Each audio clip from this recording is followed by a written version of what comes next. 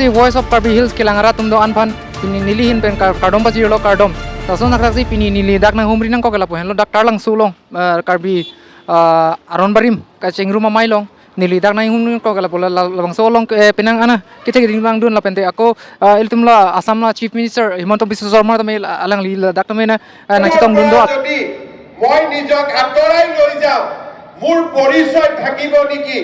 মোৰ পূৰ্বপুৰুষৰ প্ৰতি মোৰ সন্মান জনোৱা হ'ব নেকি আৰু মোৰ যদি পৰিচয় নাথাকে এইখন সমাজত মই জীয়াই থাকিয়েই বা কি লাভ হ'ব আমাৰ ভৰিৰ তলৰ মাটি আমি কাৰো কাৰণে এৰি নিদিম এইটোৱে হৈছে আমাৰ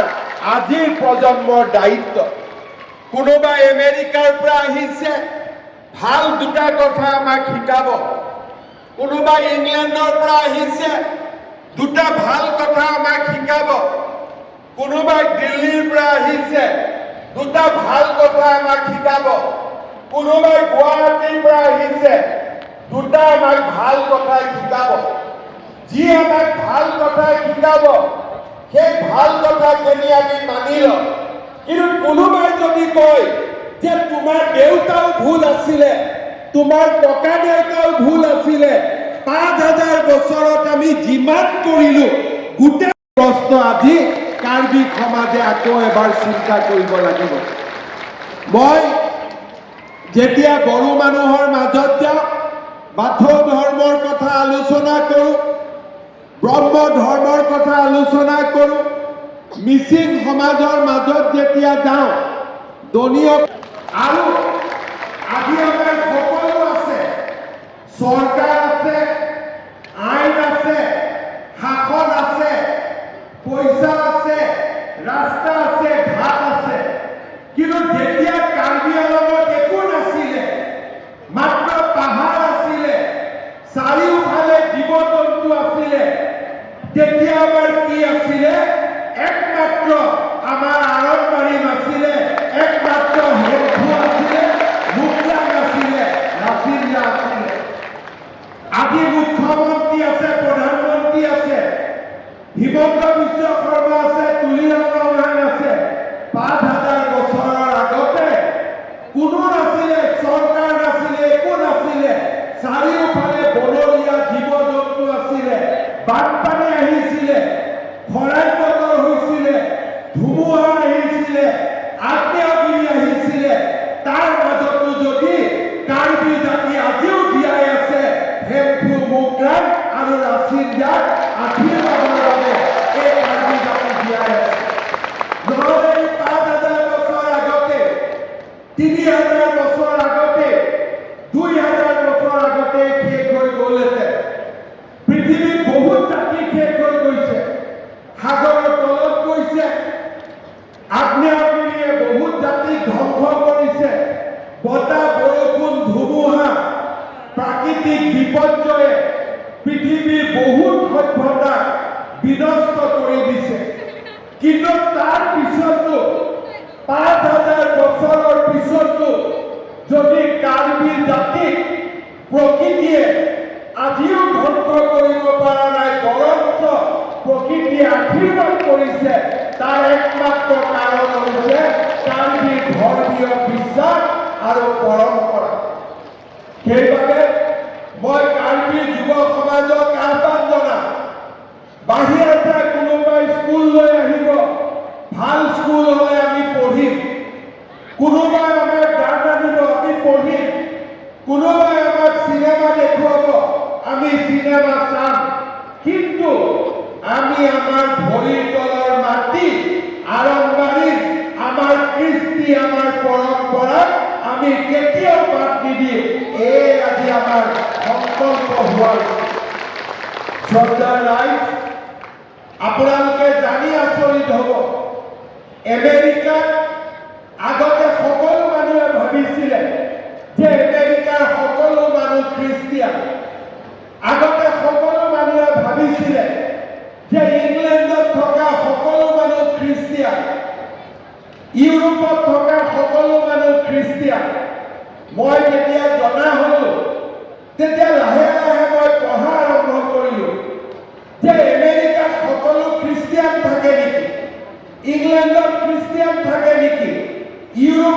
খ্ৰীষ্টিয়ান থাকে নেকি? আপোনালোকে গুগল কৰি চাব, আমেৰিকা, ইংলেণ্ড আৰু লণ্ডনৰ 90% যুৱক যুৱতী কোনোদিনে তেওঁলোকে চাৰ্চত নাযায়, আৰু তেওঁলোকক যদি সোধে আপোনালোক কোন ধৰ্মৰ, তেওঁলোকে কয় আমাৰ কোনো ধৰ্ম নাই। অৰ্থাৎ আজি পশ্চিমীয়া দেশসমূহত আধুনিক যুগৰ ধৰ্মবিলাক লাহে লাহে মানুহৰ মাজৰ পৰা নোহোৱা হৈছে। কিন্তু আমাৰ ভাৰতত ৫,০০০ বছৰৰ পৰা যি ধৰ্ম বিশ্বাস চলি আছে সি আজিও চলি আছে। কাৰণ আমাৰ যুৱক যুৱতীয়ে, নতুন প্ৰজন্মই, প্ৰতিটো প্ৰজন্মই বুজি পায় যে আমি আমাৰ ভৰিৰ তলৰ পৰা মাটি আমি কেতিয়াও এৰি নিদিওঁ, নহ'লে আমাৰ পৰিচয়ো নোহোৱা হৈ যাব। আমি কাৰ্বি, আমি ডিমাচা, কোনেও আমাক বুজিয়ে নাপাব। আৰু আজি যদি আমি আমাৰ এই কাপোৰ এৰি দিওঁ, সকলোৱে যদি চুট টাই পিন্ধা আৰম্ভ কৰে, সকলোৱে যদি গাহৰি, কাৰ্বি গাহৰি, বনুৱা গাহৰি নাখায়, সকলোৱে যদি চাওমিন আৰু ফ্ৰাইড ৰাইচ খোৱা আৰম্ভ কৰে, সকলোৱে যদি হেমফুট পূজা নকৰি দেৱ দেৱী ভগৱানক চাৰিওফালে মন্দিৰ, মছজিদ, গীৰ্জাত গৈ পূজা কৰি থাকে, কাৰ্বি জাতি বুলি এটা জাতি আছিল, 50 বছৰ পিছত তাৰ প্ৰমাণ আমি পাম নেকি? আমাৰ হাতত একো প্ৰমাণেই নাথাকিব যে আমি এটা আমাৰ জাতি, আমাৰ ভাষা, আমাৰ সাজ পোছাক, আমাৰ সংস্কৃতি, আমাৰ ধৰ্ম, এই চাৰিটাই মিলি কাৰ্বি জাতিক মহান কৰিছে। এই চাৰিওটাই মিলি আমাৰ সাজ পোছাক, আমাৰ খাদ্য, আমাৰ নৃত্য, আমাৰ সংস্কৃতি আৰু আমাৰ ধৰ্ম, আমাৰ বিশ্বাস আৰু এই পৰম্পৰাই কাৰ্বি জাতিক ৫,০০০ বছৰৰ পিছতো জীয়াই ৰাখিছে, আৰু চন্দ্ৰ সূৰ্য থকালৈকে এই কাৰ্বি জাতি জীয়াই থাকিব। কিন্তু যেতিয়া আমি আমাৰ সাজ পোছাক এৰি দিম, যেতিয়া আমি আমাৰ খাদ্য এৰি দিম, যেতিয়া আমি আমাৰ বিশ্বাস এৰি দিম, ধৰ্ম এৰি দিম, 50 বছৰো আমি জীয়াই থাকিব নোৱাৰিম। সেইকাৰণে এই কাৰ্বি, আৰম্বাৰী, মালমু, চিংৰু, মামাই এই সভাত মই আহ্বান কৰিম যে কাৰ্বিৰ নতুন প্ৰজন্মই কোনো কাৰণতে যাতে মোৰ দেউতা মাৰ ধৰ্ম, সংস্কৃতি, বিশ্বাস আৰু পৰম্পৰা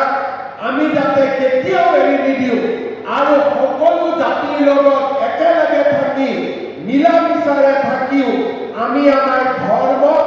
আমি আমাৰ বিশ্বাস আৰু আমাৰ সংস্কৃতিক আমি সদায় জীৱন্ত কৰি ৰাখিম, প্ৰাণৱন্ত কৰি ৰাখিম। শ্ৰদ্ধাৰ ৰাইজ, এই কাৰ্বি, আৰম্বাৰী, মালমু, চিংৰুমৰ সভাত প্ৰতি বছৰে দ্বিতীয়বাৰ এই সভা আমাৰ অনুষ্ঠিত হৈছে।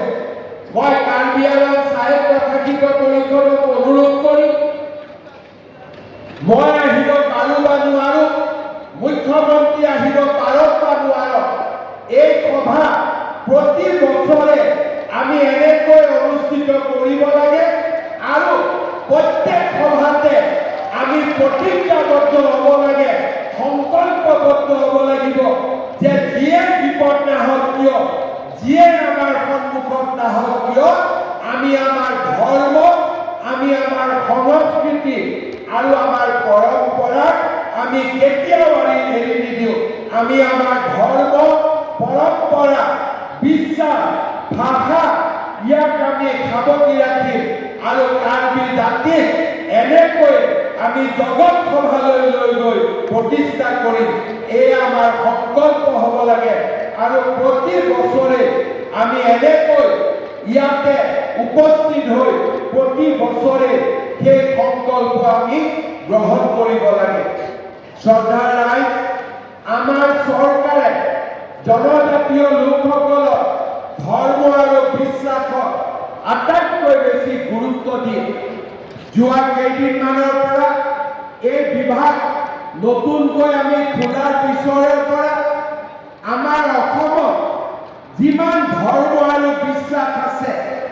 বিশেষকৈ জনজাতীয় ধৰ্ম আৰু বিশ্বাস, এইসমূহ যাতে হেৰাই নাযায় তাৰ বাবে আমি নিৰন্তৰ প্ৰচেষ্টা কৰি আহিছোঁ। প্ৰতি বছৰে বড়োসকলৰ বাৰ্ষিক বাথৌ সভাত মই যাওঁ, কাৰ্বিসকলৰ আৰম্ভণিমত আহোঁ, ব্ৰহ্ম সমাজৰ বাৰ্ষিক অধিৱেশনত যাওঁ। মোৰ এটাই মাত্ৰ লক্ষ্য যে আমাৰ ধৰ্ম আৰু বিশ্বাসক কোনেও যাতে কাঢ়ি লৈ যাব নোৱাৰে, কোনেও যাতে এই কথা আমাক বুজাব নোৱাৰে যে আমাৰ টকা আছে সেইকাৰণে আমি আগত যাম আৰু আমাৰ টকা নাই সেইকাৰণে আমি পিছ পৰি যাম। আমি এটাই সংকল্প, আমি কিমান দুখীয়া, টকা আছে নে নাই সি পিছৰ কথা, কিন্তু আমি আমাৰ ধৰ্ম আৰু আমাৰ বিশ্বাসক আমি কেতিয়াও এৰি নিদিওঁ আৰু এই ধৰ্ম আৰু বিশ্বাসত সদায় আমি সাৱটি লৈ পৰমাত্মাৰ কল্যাণ আৰু আশীৰ্বাদৰ বাবে আমি কাম কৰিম। শ্ৰদ্ধা ৰাইজ, এই আৰম্ভণিৰ ধৰ্ম বা এই যি আমাৰ সংস্কৃতি ই যাতে আগুৱাই যায় তাৰ বাবে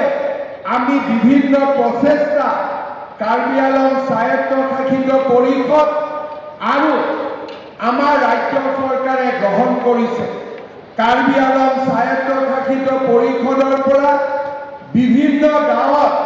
ৰংকেৰ ছেট নিৰ্মাণ কৰা হৈছে। মই এই বছৰ আপোনালোকৰ 100খন গাঁৱত 100টা ধুনীয়া ৰংকেৰ ছেট নিৰ্মাণ ৰাজ্য চৰকাৰৰ পৰা কৰি দিয়াৰ মই আপোনালোকক প্ৰতিশ্ৰুতি দিছোঁ। কাৰ্বি আংলঙৰ ধৰ্ম আৰু ইয়াৰ বিশ্বাসক আমি যাতে সদায় পৰিচালনা কৰিব পাৰোঁ, ইয়াৰ বাবে এটা সুন্দৰ ধৰ্মীয় থিয়লজিকেল চেণ্টাৰ নিৰ্মাণৰ বাবেও মই 10 কোটি টকাৰ এটা আৰ্থিক সাহায্য আজিৰ সভাতে মই ঘোষণা কৰিছোঁ। তাৰ লগে লগে আমাৰ কাৰ্বি আংলঙৰ যিমান পুৰোহিত আছে এই পূজাৰীসকলৰ বাবেও এককালীন প্ৰতিজন পূজাৰীৰ বাবে আজিৰ সভাত মই 10,000 টকাকৈ একোটা বিত্তীয় সাহায্যৰ বাবে ঘোষণা কৰিছোঁ, যাতে আমি সকলোৱে লগ লাগি